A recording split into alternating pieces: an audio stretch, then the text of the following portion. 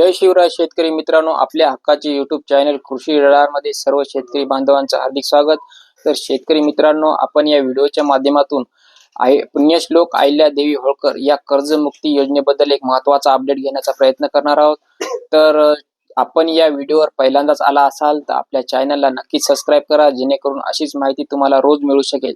तर चला शेतकरी मित्रांनो, आपण या व्हिडिओला सुरुवात करूया। पुण्यश्लोक अहिल्यादेवी होळकर शेतकरी कर्जमुक्ती योजना 2026 आलेली आहे, परंतु या योजनेच्या अंतर्गत घालण्यात आलेल्या ज्या काही अटी आहेत, शर्ती आहेत, या निकषांमुळे बरेच सारे शेतकरी कर्जमाफीपासून वंचित राहतील किंवा शेतकऱ्यांना हवा तेवढा लाभ या कर्जमाफीतून मिळणार नाही, अशा प्रकारची परिस्थिती निर्माण झालेली होती।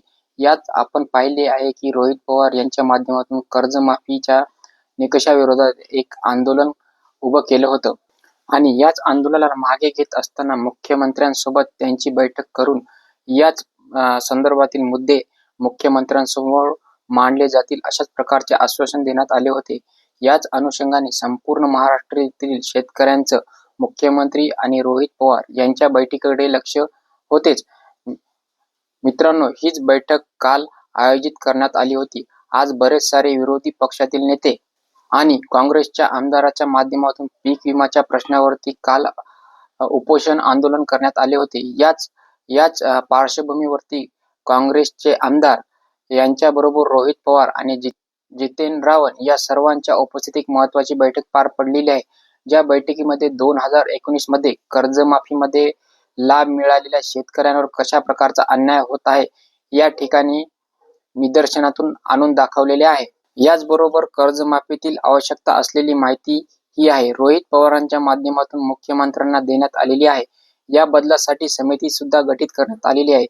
परदेशी साहेबांच्या अध्यक्षतेखाली पुढच्या आठवड्यात चर्चा केली जाईल आणि त्यामध्ये काही बदल करण्यात येतील, ते निर्णय बैठकीच्या नंतर घेतले जातील।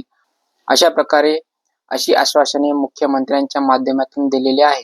त्याच्यामुळे आणखी 8 दिवसांची प्रतीक्षा करावी लागणार आहे। अशा प्रकारे ही कर्जमाफीची कामे युद्ध पातळीवर चालू आहेत, पण ही कर्जमाफी तशीच समोर नेण्यात येते का यामध्ये काही बदल करण्यात येतो हे पाहणं खूप महत्त्वाचं आहे।